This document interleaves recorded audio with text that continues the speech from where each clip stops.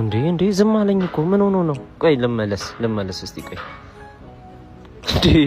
አሁንም ዝም አለኝ እኮ ቆይ አንዴ ጉዱን ልመለስ እንዴ አሁንም አልጠይቀኝም እኮ የኔ ቢት አይደለ እንዴ?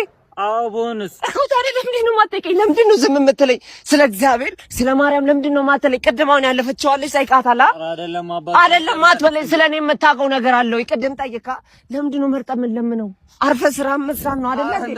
እሷን ከጠየቅኝ ሶስት ተመላለስ ሐሳብን ከቀየርክ ብዬ እንዴት ነው ምንም ታስወራኝ? እስቲ መጀመሪያ ምንድነው ማስወራ? ለምንድን ነው የምመርጠው?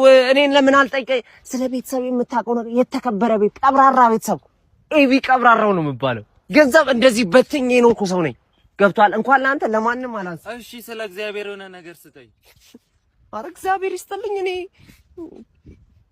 እግዚአብሔር ይስጥልኝ ግን እንደዚህ አይደረግም። እሺ